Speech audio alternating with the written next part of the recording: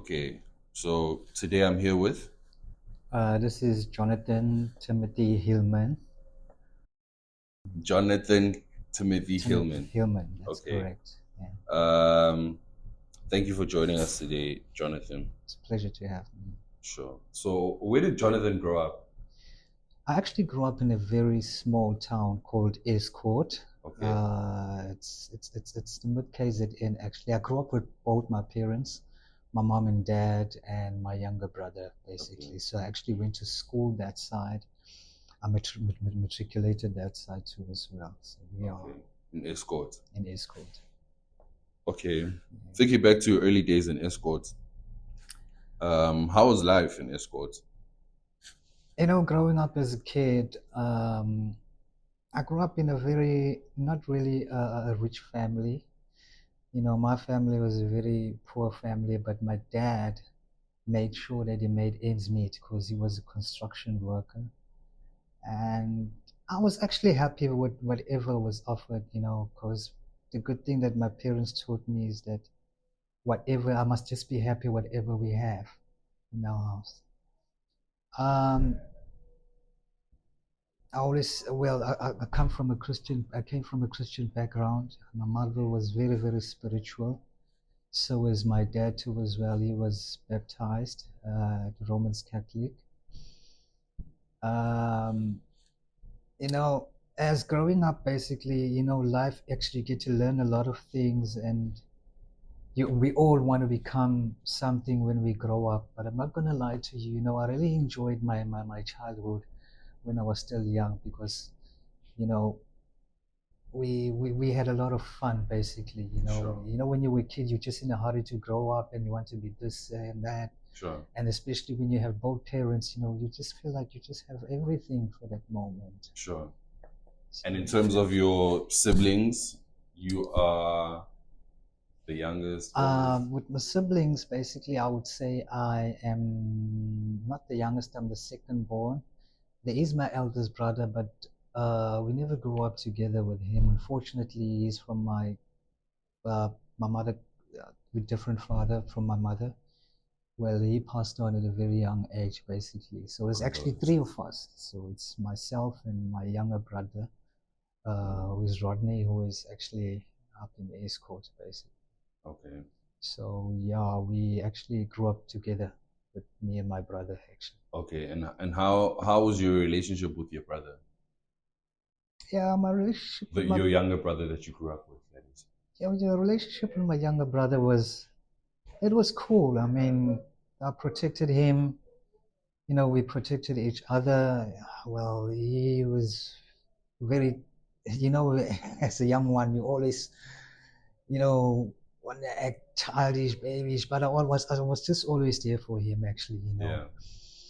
Um, And you guys went to the same schools? we went to the same schools too as well, yeah, but besides, I actually had to leave from primary school just before I matriculated. I went to another school, but I would say 70% of our school days we went to the same school. Okay. Yeah. And that year when you had to, did you move or what was the I situation? actually had to move out because I went to a place which was like a boarding school. It was a hostel basically, Sure. because I wanted to actually see if I could learn something different. Okay. I came from the township. I went to a multiracial school, Okay. but when I changed, I went to a rural school. Okay. So to me, that I just wanted to see if I could balance life and my education because I Sure. never had a chance to learn Zulu, especially. Sure. But Sure. now I Sure. can speak and read Zulu very, very well. You Okay. know, So essentially, what's your background in terms of ethnicity? of well, In ethnicity, what is your background? Since you're saying you wanted to learn Zulu. so, my background in terms of ethnicity, I would say we would speak English. Mm. I come from an English background, so But you basically, guys are black we in we the household, or you we colored, we or we actually, I would say that we colored, okay, but we spoke two languages, okay, both Zulu and English. My mother was Zulu, and my dad was colored. okay, Let me put it this way, basically. My mom I come from a very mixed race. My mom is half Zulu, Okay. and my dad is also a half Zulu too, half colored on both sides. But the only difference is that my mother grew up on her, by her mother's side, which is a Zulu side. Okay. So she grew up with that. But as growing up, I noticed that there's a lot of colored siblings and connections on my mother's side, and Sure, all like this cousins and stuff like that. cousins and all that, you know. Yeah. Same thing on my father's side, but on my father's side, there was a lot of Afrikaans speaking people, Okay. and they never really looked colored like as my mother's side. They looked more black, like more coyish actually. But yeah, they enjoyed a lot of Afrikaans actually. Okay. Yeah, it's crazy. And but the whole family is from here, KZN. The whole family, yeah. Well, most of the family is basically in Joburg. Okay. My mother's side. It's only my parents. They decided to be here and to be based in KZN because of work. Okay. And my mother used to work in a hotel, and my dad was a construction worker working for Nestle's. And my father's side is basically based in Cape Town, in Stellenbosch. We never actually met. Oh, okay. My grandfather came from Cape Town years ago, and it was a soldier. And when he escaped from the army and he decided to come to KZN, and then he got a job in a farm. Sure. And he worked as a tractor driver there, and then that's where he met my grandmother. And they started, raising a family. They making babies with my dad, and all that. So there was like seven children they had. Okay. And they got married in a farm. And from there, my dad grew up too as well with his siblings, my aunt, and all my uncles. Sure. In a farm. There's a little small place called Weenan. Okay. It's just close, not so far from where I grew up in Escote though. So yeah. It's interesting that you know your family history that way because a lot of people don't really, you know. Yeah, well, my dad was very, very historical. So yeah, I had a very special connection with him, especially when we had some time off. I spent a lot of time with him, and he Sure. taught me a lot of stuff, actually. Mm-hmm. And he was really worried about his own family too, as well, and about Sure. us too. That when he dies, what's going to happen to us and all that stuff. And his dream was to one day to meet the main family that's in Stellenbosch in Cape Town. Sure. Unfortunately, that didn't actually happen because God took him so quickly. But I'm also falling into the same shoes. Sure. Because I'd love to know my real family, especially my dad's side. The only family that I know is my mom's side, and it's so huge. And some of my siblings I don't even know. Mm. We only meet up only when it's funerals and stuff like that. And every time we meet, I meet new siblings. They say, "This is your cousin." I was like, "Oh, really?" Mm. Yeah. "Oh, this is your aunt." "Oh, really?" "Oh, you so look like you." It's just crazy. Yeah. But yeah. anyway, it's fun though. It's fun, meeting the people that you've never seen before. For sure. You never know what's going to happen. For sure. Anyway, yeah. But okay. So in terms of your high school life, how did you find high school? high school was good, but I'm not going to lie to you. I never liked school in high school. Primary was okay, it was fine. But as soon as I got to high school, that's where I started, there's bullies and all that. And, you start growing up, feel like, hey, you start having some drinks, girlfriends, and all that stuff like that. The behavior automatically changes when you actually grow up and stuff like that. But so I started disliking school there. But it came back to my senses that my family, especially my mom and dad, they never had a chance to go to school. Mm-hmm. My dad only had a standard 4, but he was very, very smart at school. But because of his parents, his dad, my grandfather was so sick he couldn't work anymore. Mm-hmm. He had to go and work and look after his siblings and his parents. Mm-hmm. So he had to drop off at grade 4, which was standard 4 at that time. Mm-hmm. Well, my mom never had a chance to go to school at all because when my grandmother got married to my grandfather, which is my mother's dad, was in Joburg. Unfortunately, the marriage didn't actually work out. And then my mother's uh, my mother's mom decided to come back to the farms, and unfortunately, she never went to school. And my Yeah. mom at that time was still a baby, and she actually grew up not going to school at all. She never had a chance. I think she told me that she only went to grade 2, and that's all. Sure. Yeah, but But on my that is not an anomaly that much, considering the times they were living in. You yeah, know, to well, live. I do understand at that time because there was a lot of apartheid Mm, times and all that. mm, But on our times, I decided no, because of friends, you get influenced into a lot of bad things. We come from different families. Other families, they actually well off. Some of us come from poor family like myself, and then I came back to my senses to say, hey, these guys come from good families. I don't mm, come from good families. Even if they don't drop off from school, they still be fine. I'm mm, going to have a problem at the end of the day, mm. So So like, you actually did you get to your matric? I got to my matric. Mm-hmm. I did, and I passed my matric very well Okay. too as well. So yeah, Okay. but what really helped me a lot is that, as I said earlier on, I had to change the school. I went to a different school.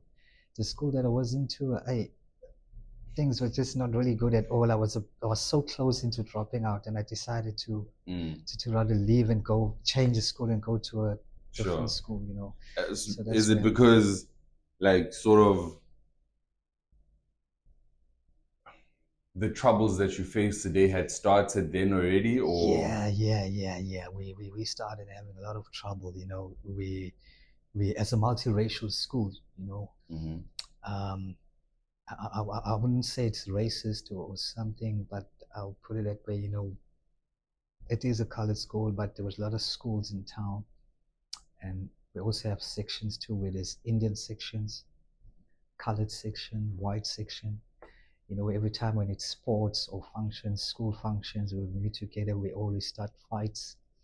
And then we started not getting along with certain sections, especially when we meet up in town, big Mm. fights, gang fighting. We started actually having gangs.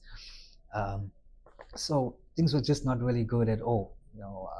We would stay out of school for almost a week because of these gang fights and all Yeah. that Yeah. stuff. And then my parents didn't actually like that. Yeah. I once got into trouble, and I got a good hiding. My dad decided to want to write me off, and I Sure. didn't actually want to disappoint my parents at that Mm. time. I decided to quit all that gang thing and just go somewhere else where I'd start a new life and carry on with school. So Yeah. that really worked for me because I got a matric actually with that. Okay. Mm. So here in high school, involved in this gang activity, and influence of your peers, essentially. Yeah, Are you guys smoking cigarettes, smoking yeah, weed, drinking? yeah. We were drinking, we were smoking cigarettes, we were smoking weed.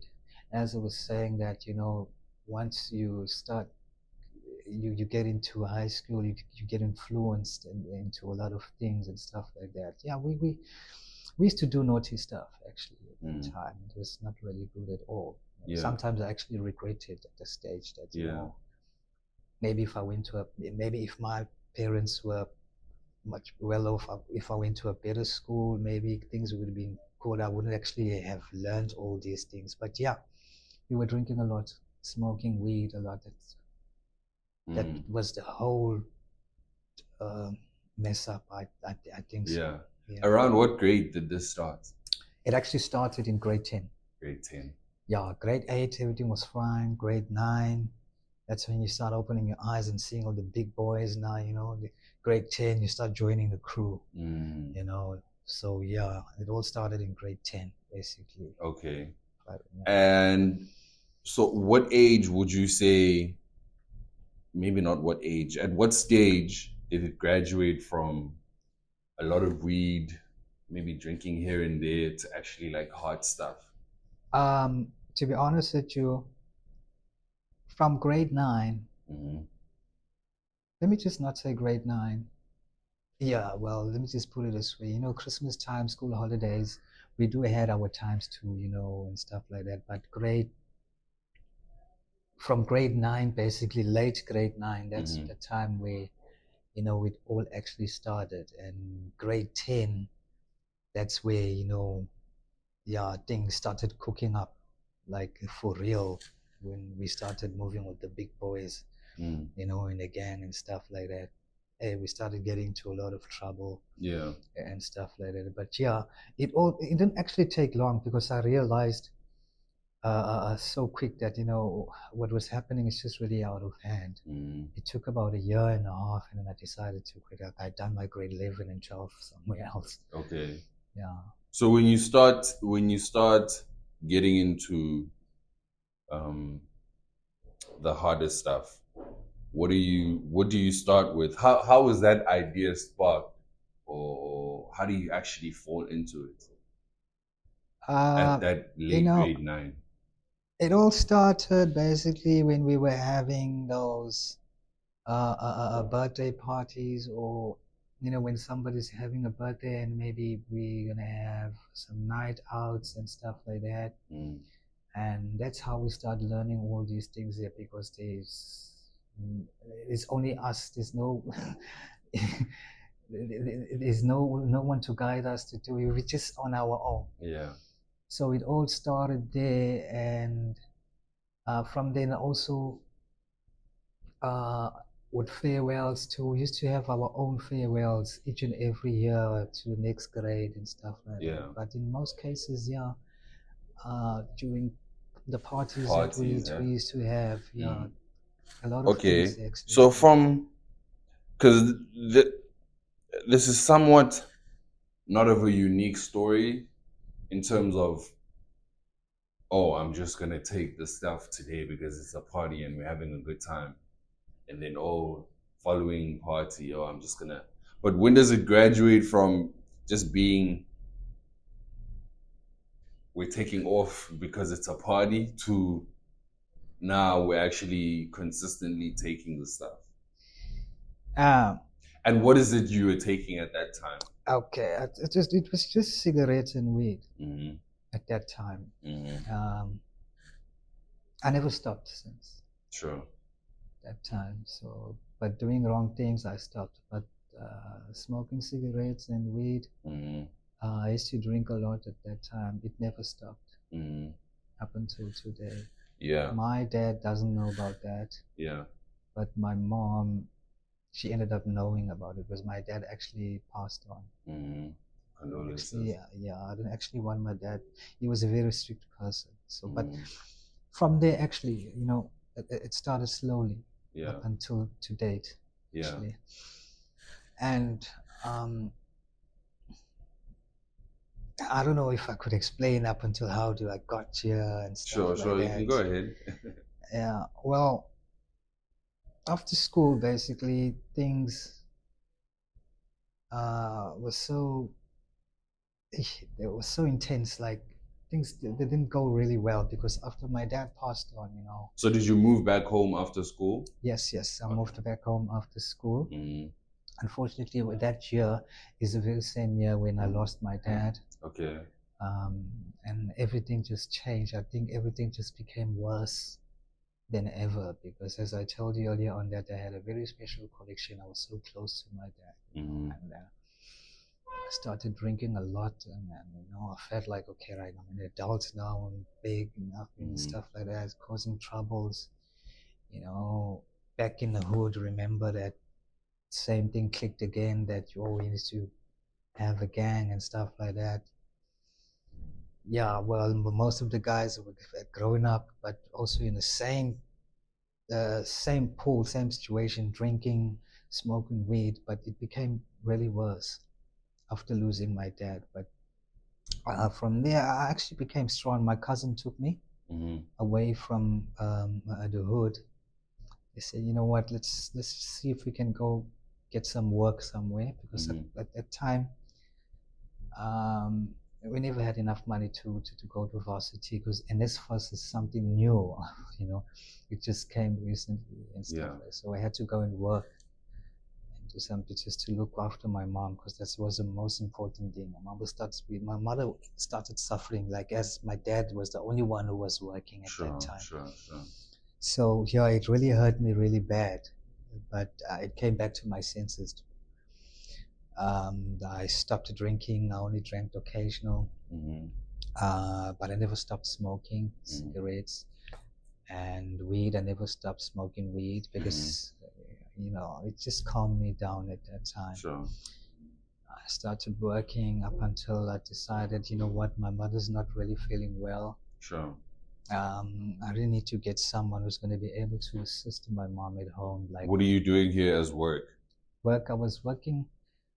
It was a construction basically. So what I was doing is I was working as a foreman. I was the very youngest, but because of, I think because of I was educated. I went to school. That's why that my boss actually liked me to actually look after the workers, because most of the people that I was working with people who never went to school, so we never understood any English. So whatever duties that had to be done, he had to tell me, and I had to address it to the workers. So I was working as a foreman in the construction. What we were doing is we were building pavements, slate stones and pavements and stuff, but mostly concrete stuff. Sure.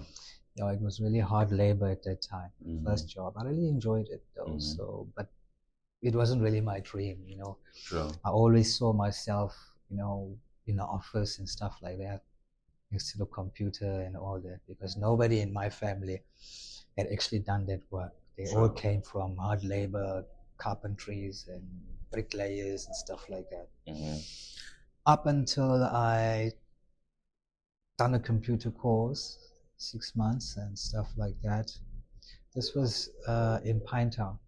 I was living with my cousin after he took me from home, seeing that, what, the only way to save me is just to take me and get me a job. Saved up some money and I got a job. I saved up some money though, and I got to do a computer course because there was, at that time, MTN was hiring. There was this new campaign that actually came up with Standard Bank and MTN, where you so I was lucky when I put my CV there and I got a learnership. Sure. And throughout all this time, you drug free? Yeah. Okay. So yeah, I got a learnership with MTN in Joburg. I started working from there and I got my certificate as customer service and all that. I started earning, much better, looking after my family, and I got a girlfriend. And we got a baby, and I decided to pay lobola and stuff like that. And she went home to look after my mom and stuff like that. Things were just cool. I only used to come down home during school or holiday. It's not during, especially month ends, and Easter holidays and December's and stuff like that. And yeah, I tried to look after my mom, my family. So your mom had gotten ill at this time, or just old age? No, it wasn't really old age. When you say your girlfriend was looking after her, and my mom wasn't really that old. Okay. She wasn't actually collecting any pension. She was still young to be collecting pension, but she was on a chronic condition at that time. So illness. Yeah, some certain illness. Okay. Because of my dad. She had a stroke actually after my dad passed on. So yeah, so she had my girlfriend was actually looking after her in terms of that. I was just making sure that, I was putting the funds, making sure that the funds are available and stuff like that. And then from there, I graded. I left MTN. I got a better job, but especially with call centers. I worked for different companies in Joburg, doing different campaigns, short-term and long-term insurances. I made a lot of money. I'm not gonna lie to you. That's where the problem starts. Once you start earning a lot of money and you start getting influence, and you see your colleagues doing things like drugs and stuff like that. When we have these team buildings or whatever gatherings that we had, I started learning these things. I don't actually know what I was doing actually at that time, because everything was fine, but I just got influenced because I could see the money, Also, but what is it with these environments? Because it's a thing that is, I would say it's like a well-kept well known, well kept secret though, in terms of like the call center environment that call center, we're just doing drugs, you know? You know, that's I don't know, man. I can't tell you, but that environment is not a good environment because of that, because of drugs. I think it's because so much money that people make, they don't even know what to do with it. Okay. They end up trying some things that they've never before. Yeah. You know? Yeah. Drugs is not for poor people, what I noticed. Okay. It's for people who got the money or people who can afford it. You know, especially rich people. What I actually noticed. So, because we sometimes like things, we always want to try out some things, and we end up getting hooked up. Yeah. And stuff like so. That's why a lot of us, you know, end up get hooked up and addicted. You know, end up stuck like that. Yeah. For some reason and stuff like that. But besides, so you're in this environment, and then people are taking stuff. People are taking some stuff and all that, and I end up getting hooked up into the stuff, and next thing I see myself, you know, underperforming, not really underperforming, but staying out of work or even absconding, because remember, you'll spend so much money up until you get broke. You don't even know, you haven't even paid your rent, your bills and stuff like that. You started going to loan sharks, borrowing some money, having different loan sharks because you want to cover your habits and make sure that you want to go to you want to go to work, you want to pay your bills, and you also want to cover your habits and stuff like that.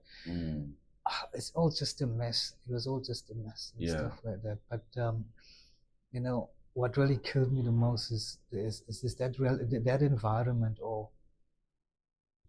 being influenced with those kind of people. It really got me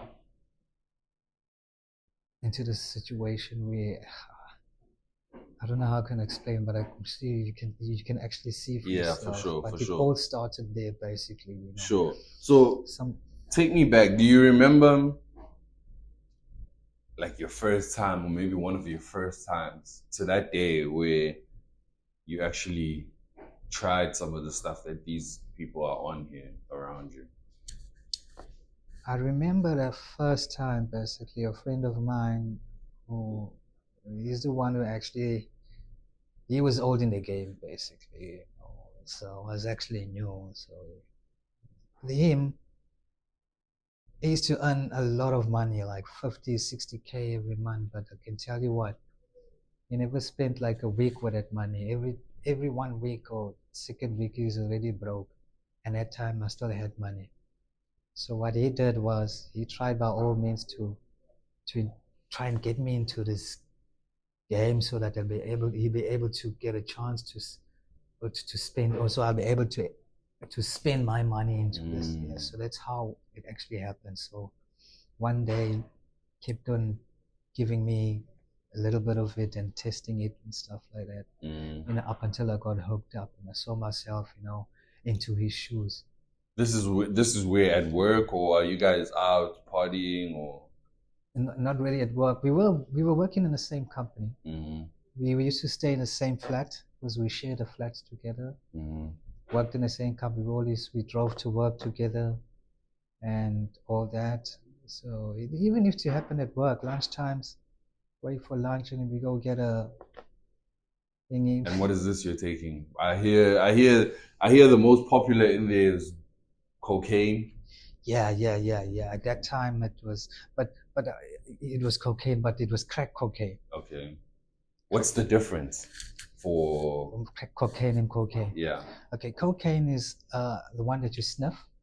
It's raw, and crack cocaine, that's the most dangerous one because it leaves you broke. You'll never stop smoking that as long as you still have money. Well, that one, you use a glass pipe. Okay. Right, you just break it in half, like it looks like a little white stone. Okay. And you put it in there and stuff, and you burn it and you pull it. You don't sniff it anyway.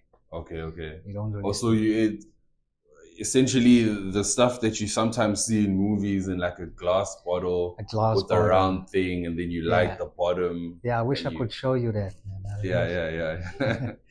You have it on you? Yeah. Okay, what does it look like? You can pull it out. Let me see if I can.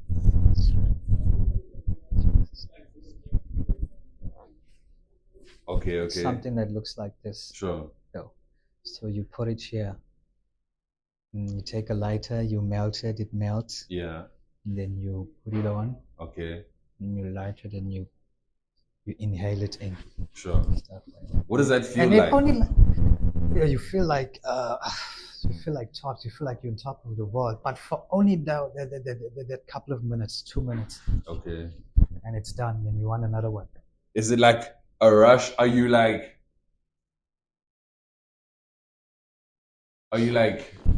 Does it feel like maybe like 20 cups of coffee, or does it feel like 5 sort of hits of weed, or like? Are you up or are you down? What is it? You up actually at that time. Yeah, like you feel like you're the only. Yeah, at that time. But it also makes you a bit nervous too, as well. Because you know that you're doing the wrong thing, and it gives you that. You see, once you feel you keep it in mind that you're doing something that's wrong. Mm-hmm. It's powerful enough to actually put you into that too as well. But when you're happy too as well, you get more happy too. Sure. As well. That's why a lot of people like to actually enjoy it in a quiet place where they want to be alone, not where there's a lot of people. Unlike cocaine or cocaine and stuff like that, where when you sniff that thing, you just want to be, all that stuff. Yeah. With crack cocaine, you just want to be alone. You don't want no disturbance and stuff like that. Yeah. And with any movement, and you just, it's crazy. Because there's a big element of paranoia. You start thinking that, hey, there must be cops outside. Hey, there's some people outside. Hey, just close the window there, and stuff. It gets you paranoid very, very. Yeah. So if you're doing this stuff at work, are you not constantly watching over your shoulder in terms of like your managers? It made you sweat. It made you sweat at work, and it made you paranoid. But with us, we we knew how to deal with it already, because we felt like that's how we made a lot of sales once after we had it, because we only talk while like it's just like cocaine, but just a little bit. It also has cocaine in it and stuff like that, but it makes you talk. It makes your mind. And stuff like that. But it really helps when it comes into sales too as well. But, once someone looks at you, stares at you at 1 minute, it makes you worried. Like, hey, what are they thinking? What are they thinking about? Yeah. Excuse me. Yeah. Okay, so then,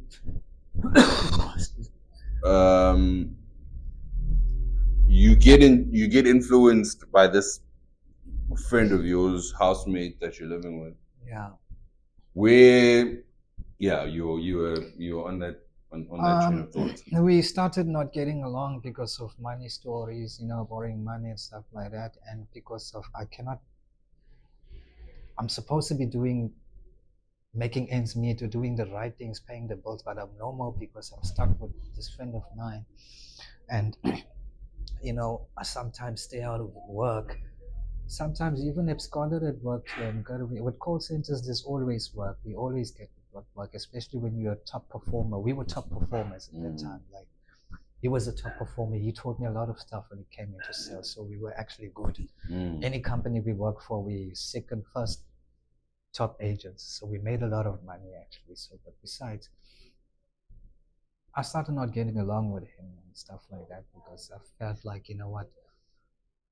Because his plan was kind of working off, now we're using mostly your money. Yeah, that was the thing. And, borrowing money from loan sharks, using my name and all that stuff like that. And I end up getting into trouble.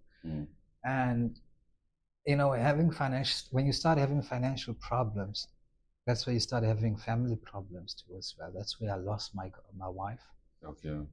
Because he decided to leave because I couldn't send money home and stuff. And, I couldn't actually support my mom and stuff like that. It was so sad. I decided to quit work and go back home. And at this time, the time where you and your girl break up, Does she know She never knew that you've anything. getting, yeah? She never knew anything up until we broke up. Mm, She only started finding out because what really happened was after we broke up, just not even a year, and then I lost my mom. mm, At the very same time, it was very, very painful breaking up with someone that you really love, especially the mother of your child and stuff like that. And next thing, before not even a year, and then you lose your mom. mm, And at the very same time, I'm hooked up into the stuff too as well, stuff like that. So I got very, very suicidal. mm, I decided to, after everything, and then I just decided to, we started not getting along to with my brother too as well, and mm, stuff like that. Well, I was working at that time with an insurance company back home, all that, and but still, because I was really hooked up in a way that losing my mom and losing my baby mama, mm, was also part of it. I felt like I needed a lot of counseling and stuff like that. I never had any family support, unfortunately, mm. which I think it really killed me more worse up Sure. until, um, I absconded my work and stuff like that because every time when I'm at home and I look at those holes, they just remind me of my mom, and I feel like, reason why my mom is not around, and I always blamed myself and stuff like that. And I hated my friend at that time. And Sure. second year he died, him too, and stuff like that. That's what I heard. Mm, But I never actually went to his funeral because at that time I was already in the streets mm, in Durban, mm. and stuff like that. Because So you leave Joburg. to come back home, Do you like what happens? You get fired, I never got or are fired. you running from like loan sharks? What I what? actually ran from loan sharks Mm, and drug dealers basically that I was owing. okay. That's the main thing that I ran because I couldn't actually afford. I couldn't take it anymore. Every Mm, time, every month, my whole salary goes into these people, and I have to go back and borrow again. Sometimes you get locked out of the flat because you haven't paid anything, the rent, and at the same time too, I haven't sent any money back home and stuff. That's how I lost my girlfriend and stuff. I decided to come back home and stuff like that.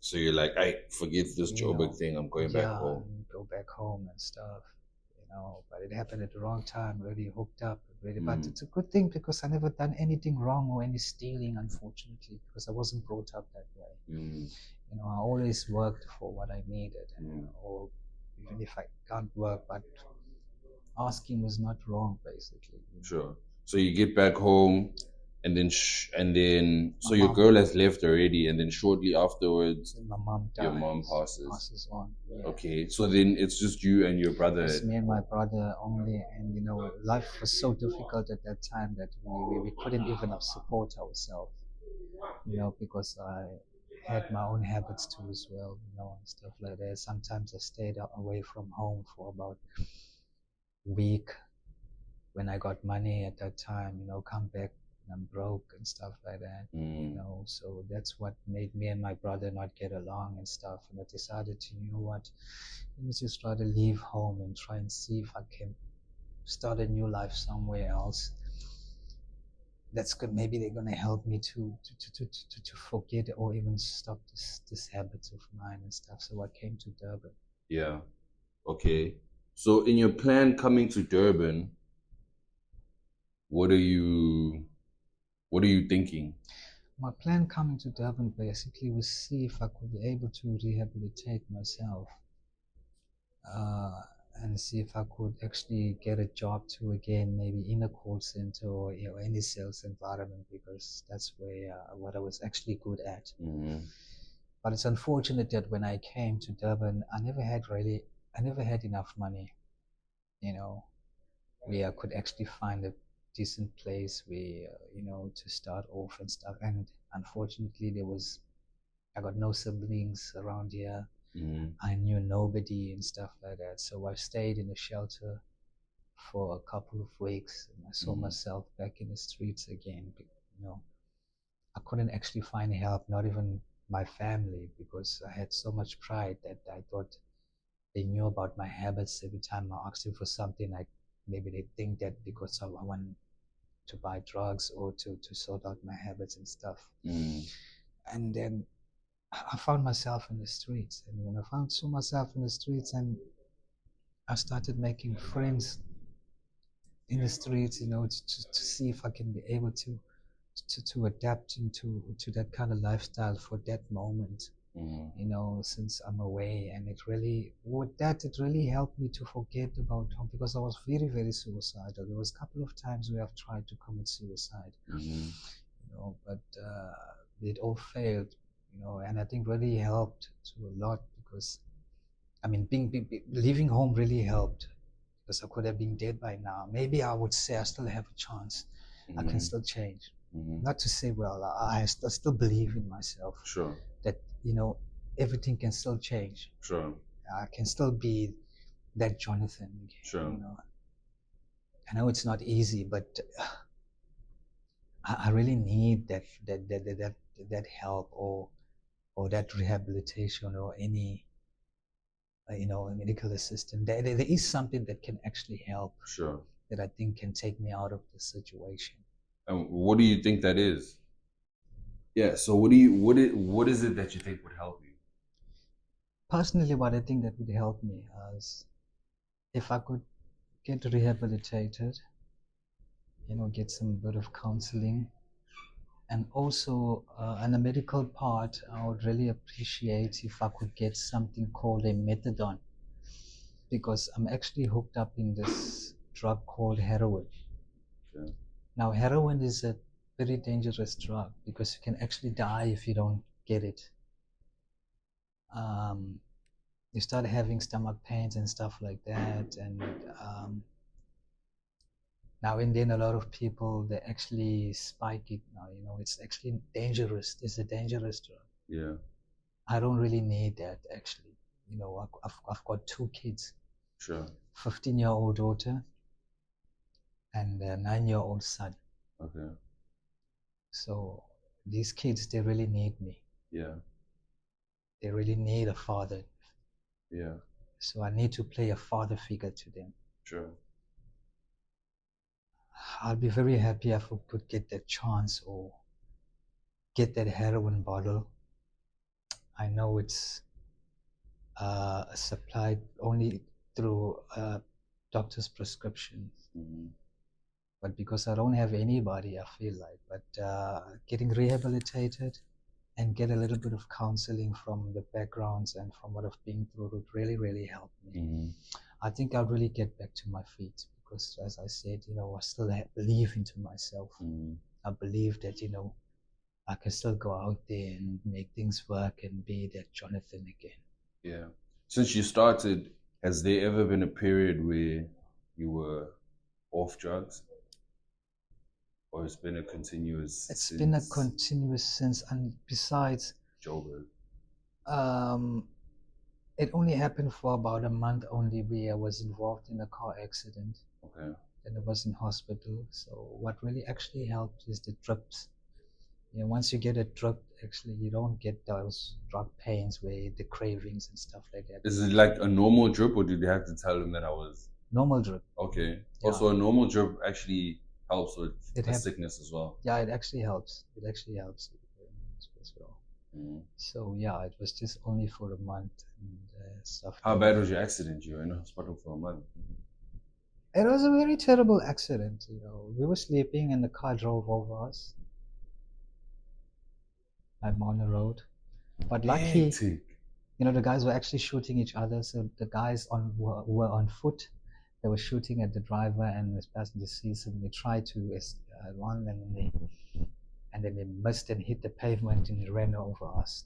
So luckily, when I heard gunshots, I threw my head up and I decided to dive on the road when I saw the car in the air, and just to avoid my body, and it just got into my legs. Hectic. So my leg actually broke 3 times. I mean, you notice that when I walk, I actually have a limp. Yeah. Stuff like that. Yeah. And how many people were there? with like 4 of us. So Mhm. 3 survived and one died. So a person actually died from that. Yeah, the driver and his passenger seat, they also died because they were shot. It was a terrible accident. So when this car got onto the pavement, the people that were on foot following them or like were No, there, yeah, did the car stop? the car, when it hit the pavement, there's a wall, and it ran over us, and it hit the wall, and stood back, and it got stuck like that. And then these people came and They kept came shooting. over, they kept shooting and stuff like that, and we were all laying there, and other guys that were sleeping with were under the car. It was a terrible accident anyway. Yo, that's crazy. It still haunts me still, but This is what in time of day, midnight, it was AM. midnight at like about after 12, like just almost 1 o'clock at night. Yeah. Yeah. We were all asleep, but because of the gunshots that we heard, Yeah. the guy that didn't survive, he actually never heard any gunshots, unfortunately, but it's been too young and he couldn't make it. Yeah. That's crazy. So then you're in hospital for a month following that.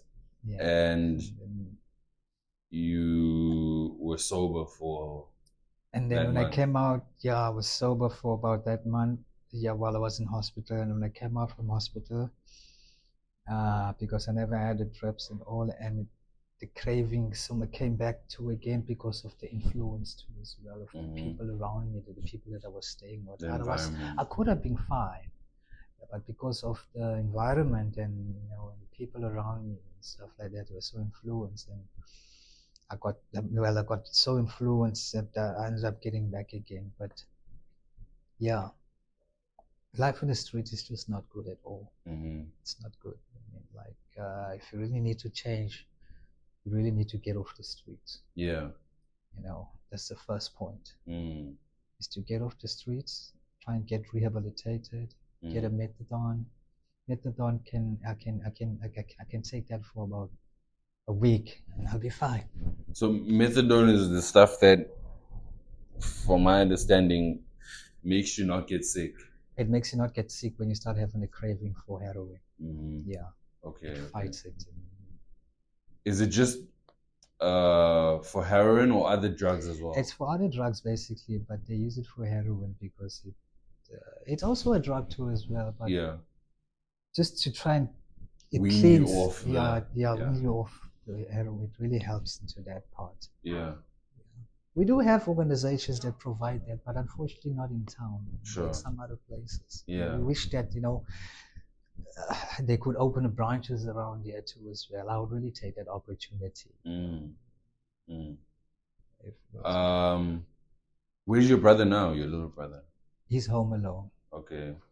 He's home alone on that side, and do you haven't guys spoken ever see to each him. other? I haven't ever since I left. I haven't spoken. And how long ago is this? It's been like since 2020. Okay. 2020. About 4 years now. Sure. But as I'm in Durban, I've been speaking to neighbors. Sure. And stuff like that, or through social media. Just to find out. They know that we don't get along. I don't speak to him. I really disappointed him. Sure. I feel very bad. Do you think that was the biggest fallout, that just the disappointment of the direction that you took? I sold my mother's TV. That made it worse. I actually regretted that. Things were just fine. I was just doing my own hustle. But once I started touching some stuff from the house, that made things very worse and stuff like that. So I'm really sorry about that. Shouldn't have happened. Yeah. Shouldn't have happened. Yeah, no, I definitely sort of get your point of view, because I think a lot of the guys that I've spoken to before say that,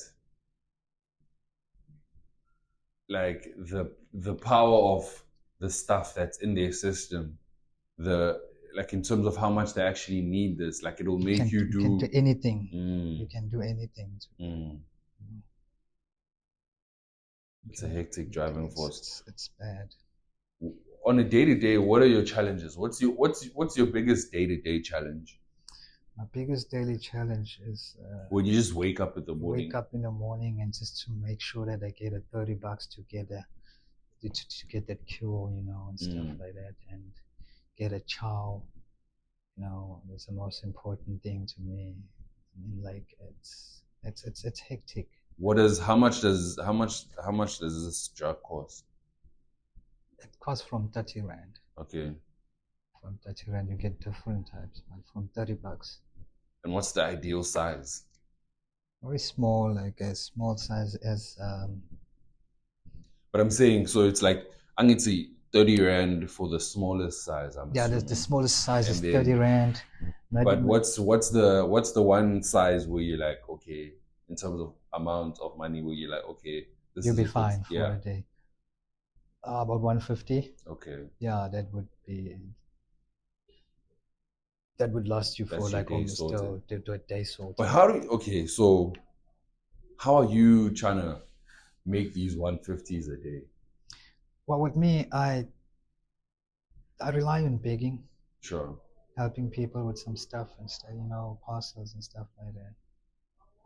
And yeah, and also begging to, I do have my people who see for me sure, and stuff like that. But unfortunately, some of them I'm not going to see them now. I've missed them already because probably after lunch. sure. But yeah, through begging and yeah, I also helping people. And I hate that, but I don't have a choice. Sure. No. Um, just as we wrap up, what are your, if any, what are your aspirations and goals and dreams for the future? Yeah, Yeah, I really want to see myself, with my kids. That's the most important thing. But my goals, I would say, 6 months. I would like to see myself clean from drugs, mm-hmm. any drug.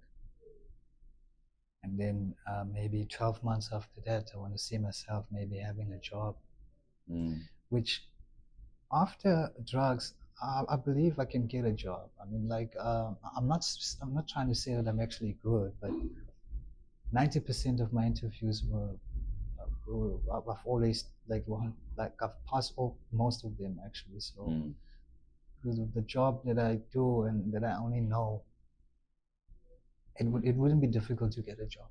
I'll take it from there, basically. Okay. But then, yeah, 6 months, I would like to see myself clean, and maybe a year, or not even a year, or not even a year, to see myself working. Yeah. Because the most important thing is that I want to be a father figure to my children, and I want to sort out things with my brother and back home. Sure. It's only the two of us, and we really need that connection.